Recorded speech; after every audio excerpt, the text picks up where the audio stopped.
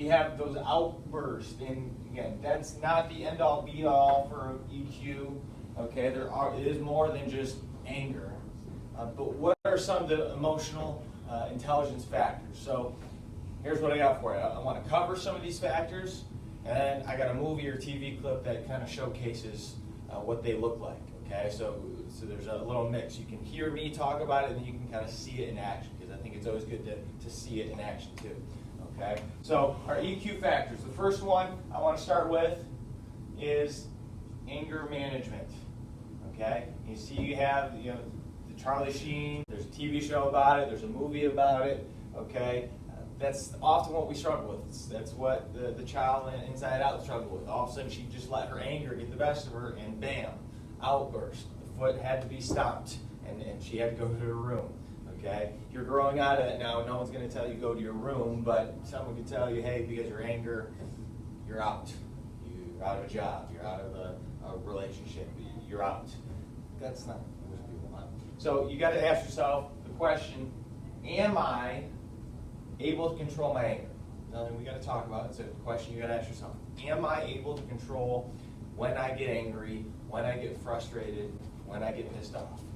Christian Bale in 2009, to those of you, Christian Bale, Batman. 2009, he's on the set of a movie called Terminator Salvation. It's well known now, but there's a 4-minute video of him just, I can't use any other way to describe it, but him going off on somebody that's working behind the scenes. I can't remember if they were a mic guy, if they were just a prop guy, someone behind the scenes. And he went off on this guy for 4 straight minutes with about 900 F-bombs. I mean, it was just, this guy was angry. Christian Bale was angry and pissed for whatever this guy did. Now, I can't imagine this guy did something so egregious that he had to get lashed out at for 4 straight minutes in front of everybody on the set. I can't imagine it was that big of a deal, but Christian Bale couldn't control his anger on the set that day. And then it came out, after this video came out, and the video is still out there, and it's stayed with him. It came out that his family, his mom and his sister, came out, reported, they had to report to the police earlier, about a year prior, for an emotional outburst he had in the house. Okay? Had some issues, clearly. And those are the 2 things we know about. And those were within a year's time. Who knows maybe what was going on in his life in that year? Could have been some hard times, but he still couldn't control his anger. And that leads to the question, like, what if, what was going on beforehand? Those couldn't have been his only 2 emotional outbursts. He probably had a history of being angry and not being able to control it. It stays with him. It stays with him. It'll stay with you if you let it. Conversely, there's a good story about an old married couple. They've been married 60 years. And they had a happy marriage, lived a good life, no issues. They never kept any secrets except one. And this one secret was the wife kept a chest on top of her stuff in a closet. And all she asked her husband was, don't ask me about it, don't touch it, don't open it, nothing. This is mine, just let it go. Okay, and the husband was like, sure, whatever, I'll let you have your chest. And it comes to the point where she goes into the doctor and she gets told, hey, you have an incurable disease. You're going to be dying soon. You're old anyways. You're coming to the end of your life. And so they start putting together some of their last wills, putting together the last rites, figuring some things out in the end times for her and just their marriage, because she's going to die. And the husband's like, okay, I got to know what's in this box. What's in this chest? Can you tell me? We're trying to sort some things out here. I know this is hard, but this is the one thing we've kind of kept from each other our entire 60 years of marriage. And the wife goes, okay, go ahead and go get it. And the husband brings it down, and he opens it up, and he sees 2 crochet dolls and a stack of money totaling around 95 grand. Okay, a lot of money in this chest. And the husband's like, oh, what in the world? And he asks, well, what is this? And so the wife goes, well, when we first got married 60 years ago, my grandma told me a happy marriage, a good marriage is one that's happy. That's one that doesn't have anger between the 2 people. Okay, you gotta keep anger out of your marriage if you want it to last. okay? And she said, my grandmother told me to do this one thing. She told me to crochet a doll every time I got angry at you. Just to not lash out on you, but to do something constructive so that way I could release my anger. So I crocheted, she said, crochet a doll. And the husband then is thinking, wow, there's only 2 dolls in this chest. I did pretty good for myself. And not bad for 60 years of marriage. She only got angry at me twice. The guy's feeling pretty happy for himself. Then he goes, okay, nice, 2 dolls. Hey, well, what about this money? Where's this money from? And the wife goes, well, that's the money I made selling dolls during our marriage. So the husband just goes from here to there, okay? But she held her anger and used it in a constructive way to say, okay, I'm not going to lash out on my husband because I know if we are always going at each other all the time, we get angry over the smallest things or the biggest things, this isn't going to work. We're eventually going to tear each other's heads off. Okay, so you could take the Christian Bale approach and go crazy and just lash out and use every word in the book. Or maybe we do something constructive that says, okay, I understand anger is an issue. I got to find a way to harness it in and control my anger. So we start with anger. Okay, you start with anger. You got to say we must handle our emotions with complete control, not just handle them. We must handle our emotions with complete control, not just handle them like handle this, but handle it with complete control. You got to understand your feelings. Again, I talked a little bit about this yesterday, but understanding your feelings, where they come from, how they come about, is key for you moving forward, especially with anger management. If you don't understand your feelings, you're not going to be able to have a grasp on them. So that means you got to know your triggers too. Christian Bale probably had some triggers that sparked his anger. Whatever that guy did had a trigger for him. We all have our triggers. We really do. We all have those things that get us pissed off, that anger us. Whether it's a comment somebody has, whether it's a face somebody makes, whether it's a post that somebody talks about. You know, I don't like when somebody keeps going on their Twitter rants. Whatever it is, we all have our triggers. So know them. If you know your triggers, now you can work to combat them, and guess what? Avoid them.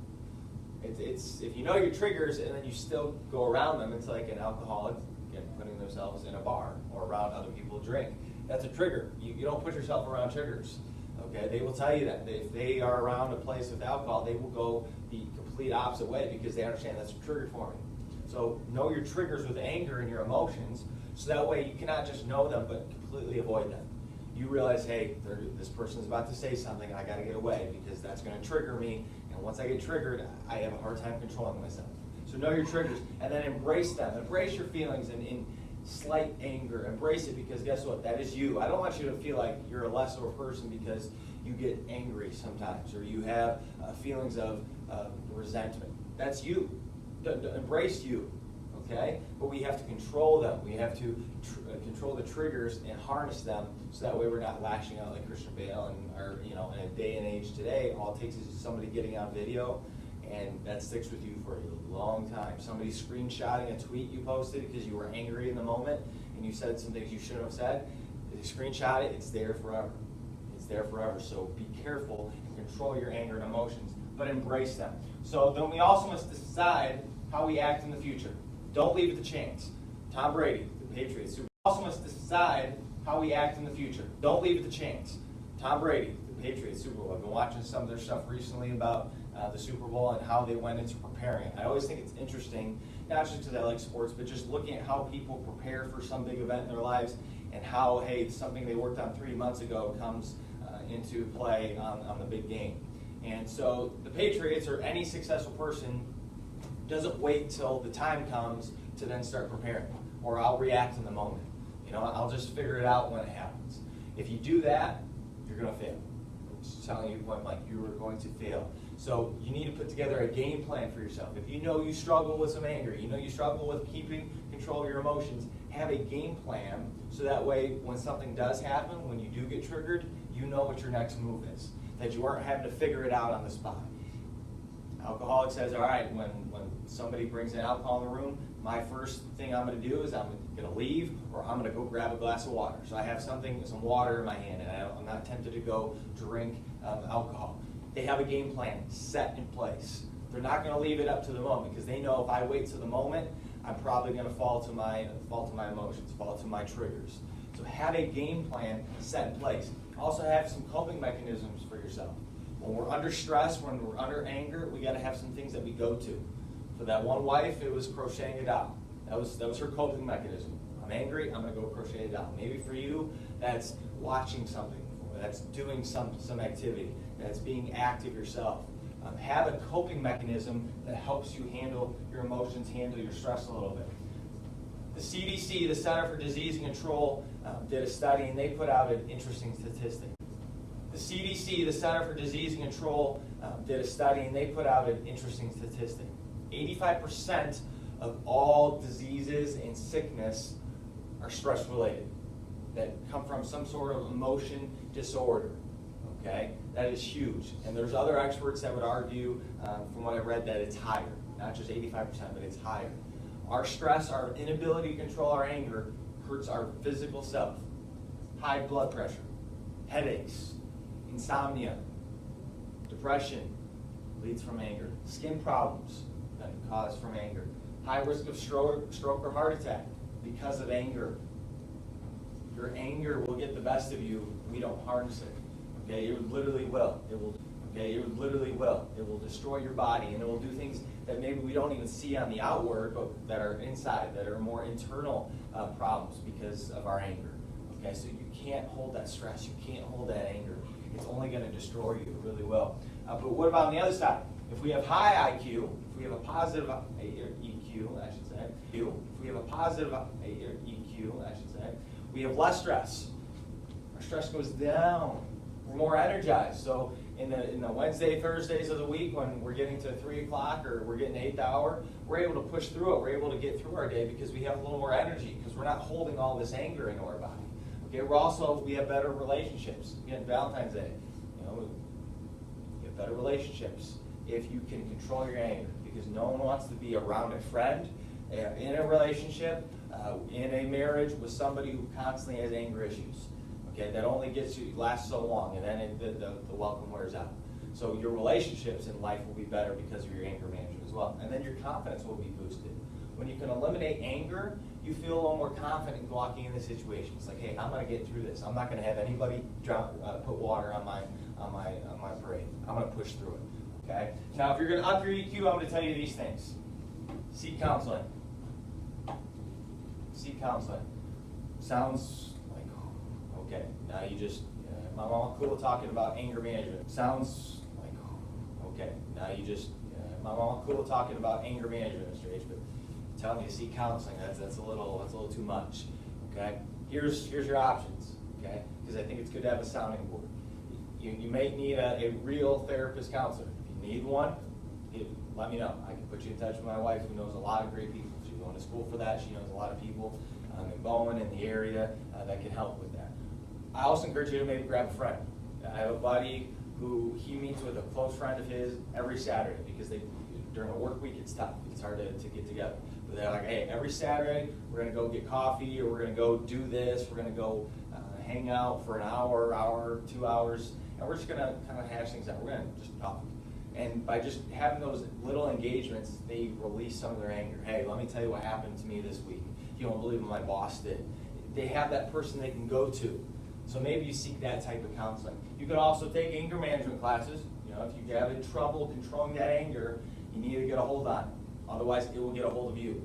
Okay? You journal. Maybe you journal. Express your feelings and thoughts and release those emotions. Use relaxation techniques. We're going to finish today by doing a relaxation technique. Okay? Or even exercise. That's what a lot of people do. They go for a run. They go engage in some physical activity to release those emotions. I find you guilty. You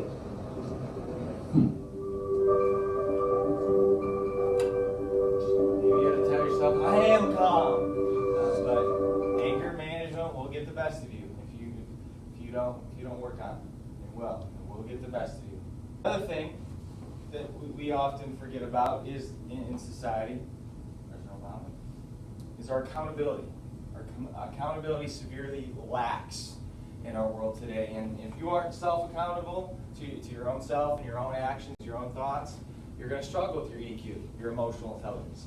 Accountability does not factor in where you come from, how old you are. You can be accountable to yourself. So ask yourself, can I take on the accountability for the things I do for myself without blaming other people, without blaming the situation, without blaming my boss, without blaming the government?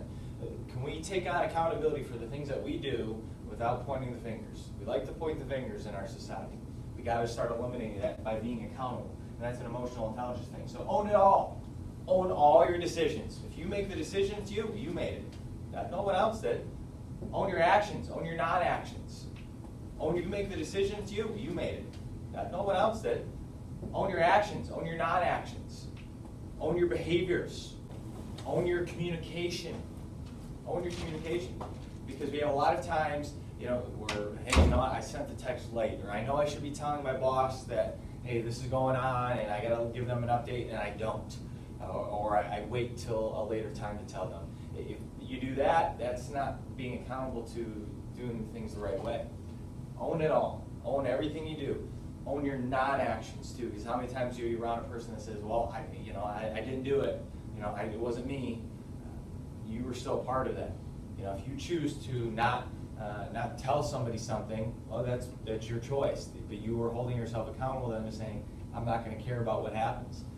If something goes bad, it's not on me. Well, it is on you. Even your non-actions, okay, the things that you choose to not do result in you losing accountability.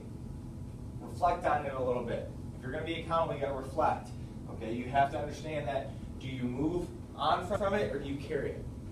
Now, I think we need to find a happy medium here. We can't just move on and say, well, I messed up, whatever, let me move on. And we can't just carry it on all the time saying, oh, I'm accountable to this, I'm accountable to that. We got to find a happy medium, okay, with it. But which one are you? You got to be careful of your impulse, because a lot of times you do things on impulse in life, and those things aren't good. Those aren't smart decisions, and we are going to be held accountable to those. Tony Dungy, famous Indianapolis coach, said, nothing good happens after midnight.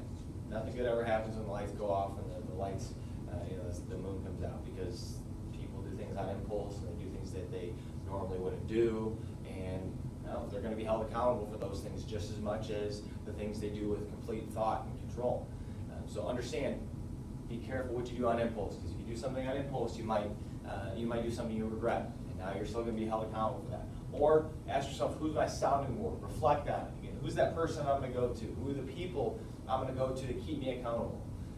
If you just walk through life having a bunch of yes men around you, saying, yes, you're great, yes, do this, yes, do that, you're not going to go far. You got to have some people that are going to hold you accountable, tell you when you're messing up, tell you when you're not being wise, tell you when you're acting like a little baby. You need those people in your life to do that for you, that keeps you on the straight and narrow. You might need to be that person for somebody else as well, but know that you need to have a sounding board in your life that you reflect to. And then that vulnerable feeling. Being accountable leaves us vulnerable sometimes, because we feel like we're opening ourselves up to a whole lot of stuff. And that's vulnerable sometimes, because we feel like we're opening ourselves up to a whole lot of stuff. And that's scary. It is. Being accountable is a good thing, okay?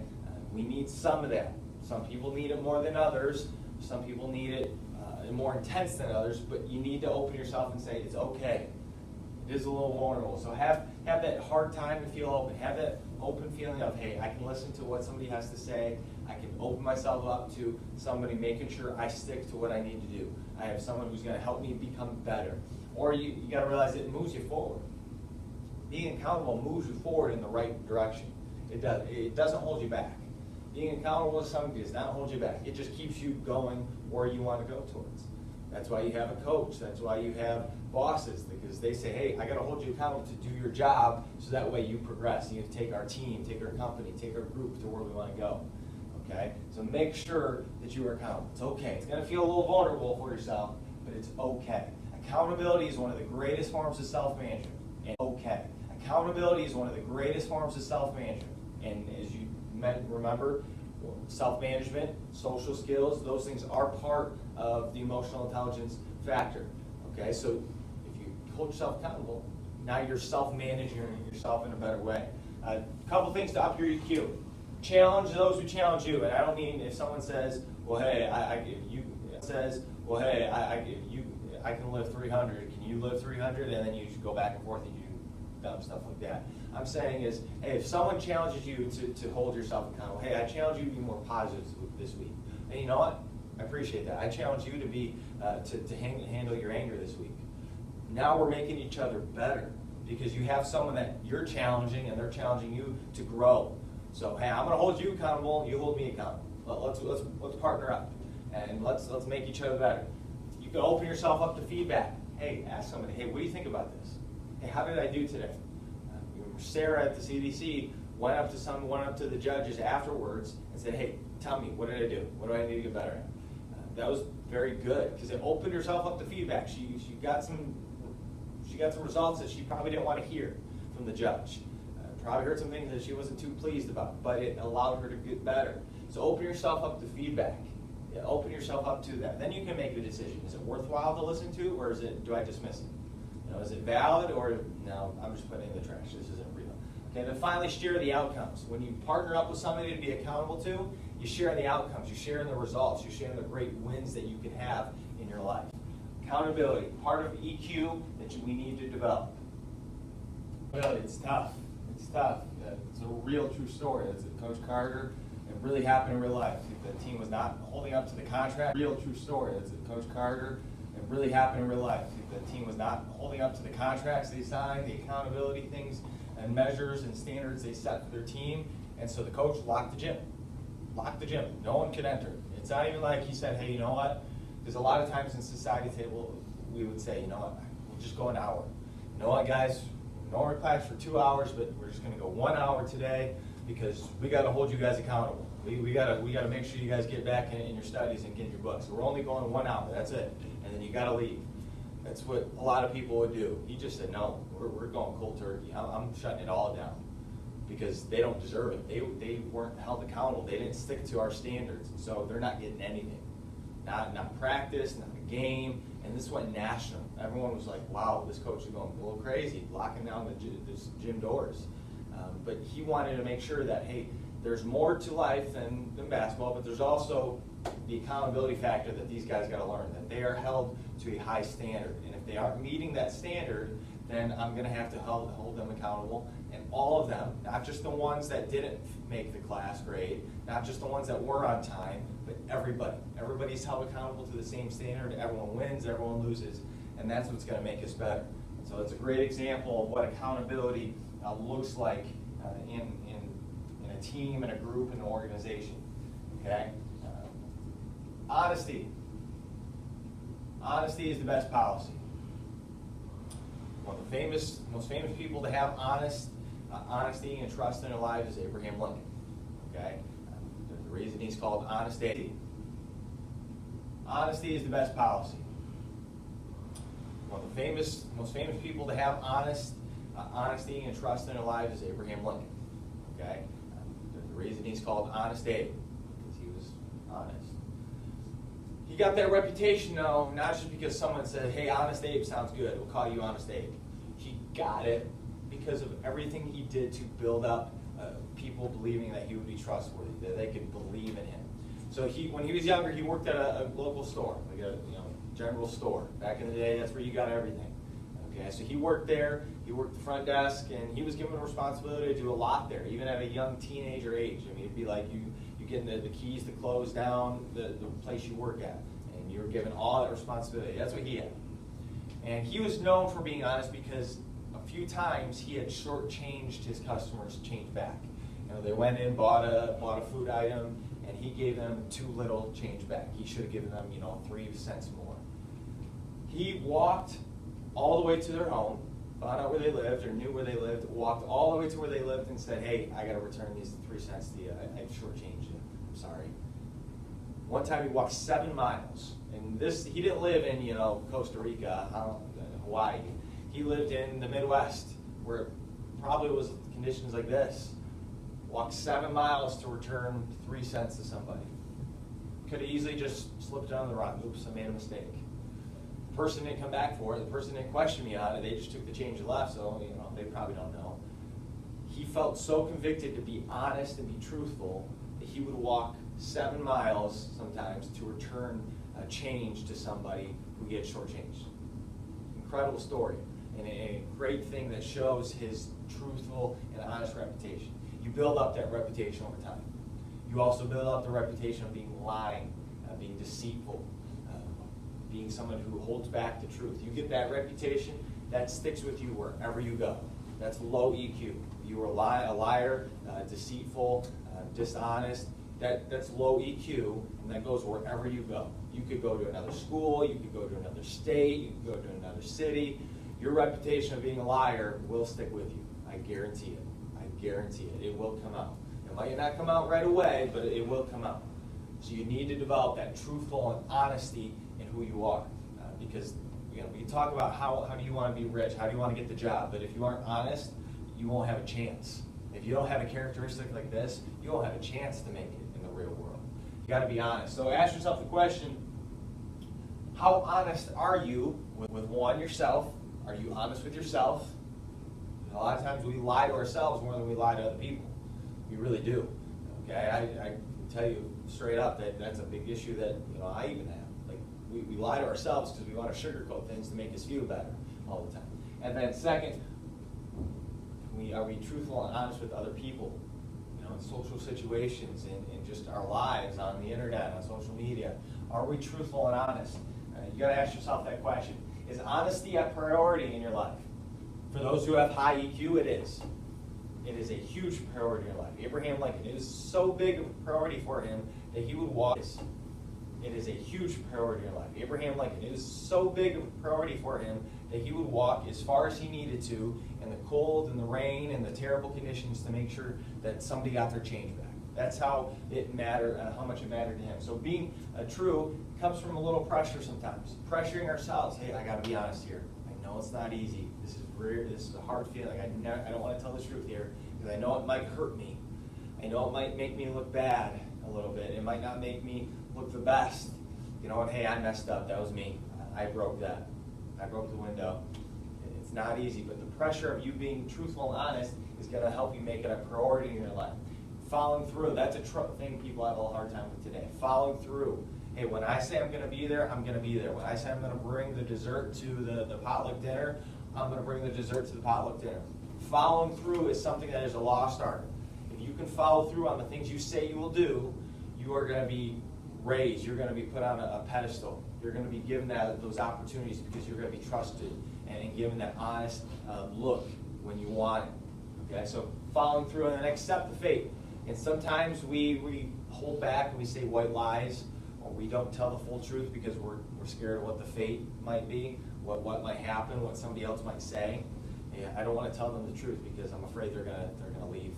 I'm afraid they're gonna not say I don't want to be your friends anymore. I don't want you in my life anymore. We're afraid of those things, so we don't tell the truth. When you think about it, guys, the truth is so important that you got to tell it. You got to say the truth in your life. You can't hold back because you're worried about what somebody else might think, or what somebody else might do, or what you might lose on. If it matters to you, if you make it a priority, that won't factor in. Again, it's not easy. It's easier said than done for sure, but make it a priority. Honesty is out in the open. Make sure your honesty is out in the open. You eliminate the word white, so honesty is out in the open. Make sure your honesty is out in the open. You eliminate the word white, it's still a lie. White lies. We are all susceptible to that. It's not just, hey, I said it. I didn't say a big lie. I just said a tiny one. I just sugarcoated the truth a little bit. It's still lying. It's still not being truthful. It's still not being honest. It's still not having high EQ. Okay? So we also lie for personal gain because we give those little lies. Hey, I'm going to lie here so I put down somebody else and elevate myself. That I get the opportunity and somebody else doesn't. Or I get the recognition and everyone knows who I am. Everyone knows my name. But you told a lie. You didn't really do that. You hear the great mythological stories of somebody going and killing a lion with their bare hands. Okay, yeah, sure, you're just telling a lie there, just for your own personal gain. I don't encourage you to do that lie because I don't think anyone's going to believe you. I'm the only one here that's killed a lion. Did it with my bare hands. I did it, Luis. Bare hands. But don't lie for personal gain. And it removes all doubt. When you are always honest, you're always truthful, it removes all doubt of who you are or what you did. My wife for life, she loves the Law & Order SVU series.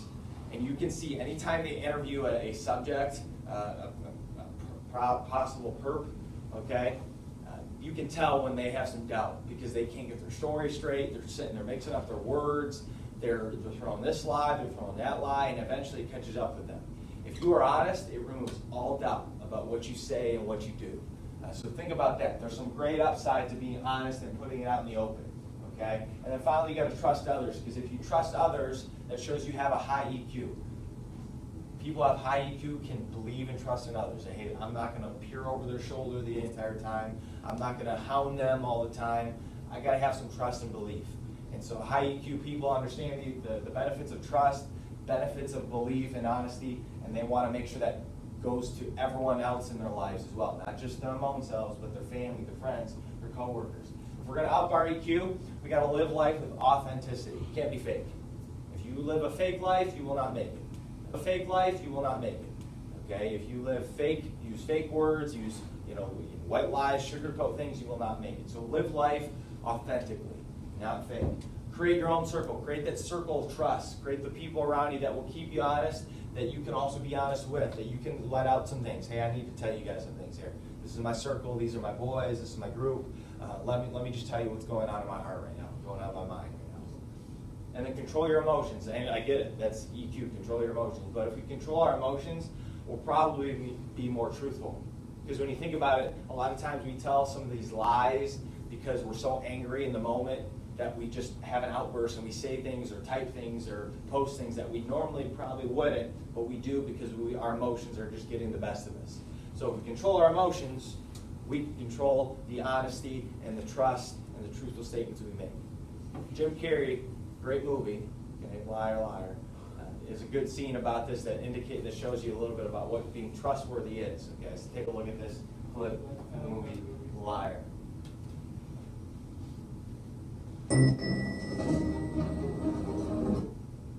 It was me! So Jim Carrey plays a lawyer in this movie, and he's known for having a record of lying, being deceitful. And obviously, wouldn't it be nice to have kind of a filter where we can make sure that we are being honest all the time to a certain extent? Now, we can't walk up to, he walks up to the guy and say, hey, what's up? Hey, your cholesterol. Can't always say those things, okay? There are some things we can't say. Even though they might be the truthful and honest statement, we got to understand that there's a time and a place. But in life, if we could be a little more honest and not give ourselves the opportunities to lie and be deceitful, that'll help us. It'll free us a little bit. Last thing I'm going to show here, if you've ever done any mind relaxation, body relaxation, where you let your body kind of release the tension, that's what we'll do tomorrow, because it's good to do that, because it releases the emotions, it releases some of the stress you're holding and building up in your life, and you got to do that. You got to have those outlets. So the 3 things to talk about today: anger management, accountability, and honesty. 3 things that can impact your emotional intelligence. Focus on increasing those things in your life, increasing your EQ, living a little bit better, living a little bit freer. You don't want to be Adam Sandler and losing a court case. You don't want to be Jim Carrey writing the color blue or writing the word blue on your face. That'd be a lot. Okay, but up your EQ by doing some of these things that people don't always talk about. But if you don't have the honesty, you don't have accountability, you don't have control over your emotions, you're not going to be able to get the job that you want to train for, because you see so many people that might get the job then, but they lose it shortly thereafter because they can't control some of these things in their lives. So if you have the honesty, you have the trust, you have the ability to be accountable to yourself and control your emotions, that's going to give you a step ahead of everybody else. All right? So take note of that.